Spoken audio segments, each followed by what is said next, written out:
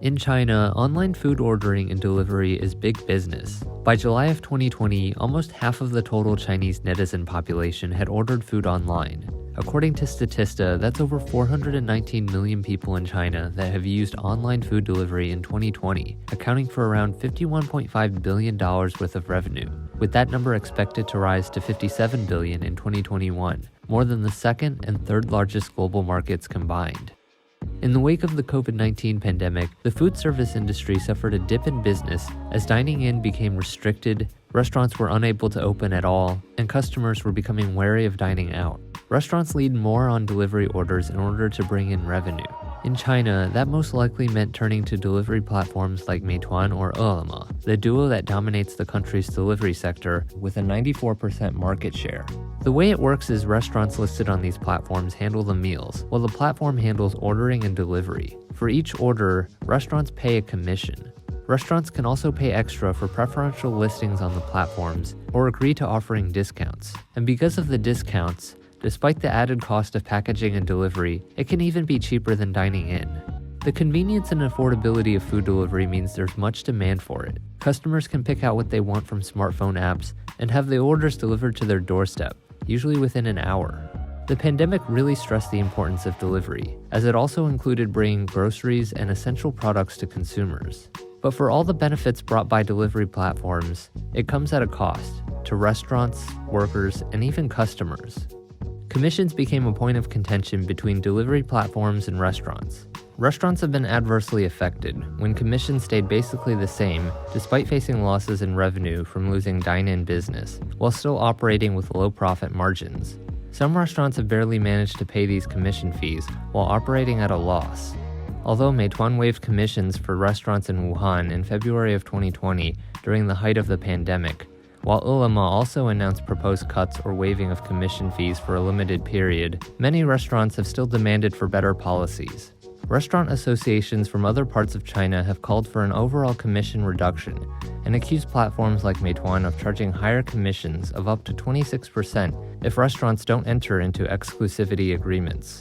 Meituan responded to demands by offering the return of a 3 to 6% commission fee for merchants deemed to be good quality, as well as waiving monopoly clauses for selected restaurants. Some restaurants have turned to various other ways to take back some income. These include encouraging customers to order directly from the restaurant.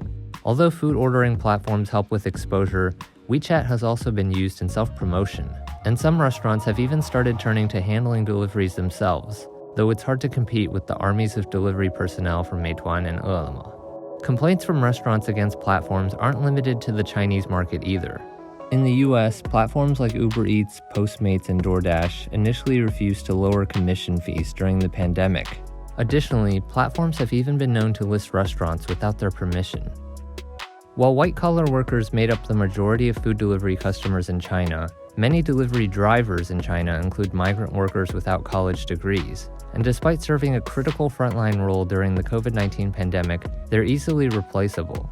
Delivery drivers in China commonly make less than $1 per delivery, with reductions in pay if they're late, even if they're held up and waiting for meals to be prepared. In big cities like Beijing, it's quite common to see delivery drivers zipping around traffic and on sidewalks on their electric scooters. Delivery platform apps have garnered controversy for generating unrealistic routes, including ones that go against traffic, an unsafe practice that has resulted in traffic accidents. In some cases, drivers aren't even directly employed by Meituan or Ele.me, but through subcontractors, some of which allegedly withhold pay. Notably, an Ele.me driver set himself on fire to protest unpaid wages. The amount under dispute, roughly $620. Around the world, delivery workers are often classified as independent contractors, denying them benefits like insurance. And if they don't take on orders, they're not getting paid. In the US, this has meant that workers are faced with the dilemma of continuing to deliver meals while potentially being sick, not something you want in the middle of a pandemic. Customers possibly stand to benefit most from online food delivery, but there are still instances where they're left in the dark. In an alleged practice called 杀熟, which translates to price discrimination against regulars, food ordering platforms allegedly attract new users with enticing low prices. But once they become regular customers, or even sign up for paid memberships, they end up being charged more per order. Meituan has refuted these allegations from customers, though some of their practices remain opaque. Platforms need to make money, but so do the restaurants. If the restaurants are barely staying afloat, or even operating at a loss, skimping on ingredients could be a last-ditch measure to survive, which would adversely affect the customer experience and restaurant reputation. In the US, customers wanting to order directly from the restaurants to support them have even been deceived by Grubhub's practice of creating websites for the restaurants, regardless of whether or not they asked for them.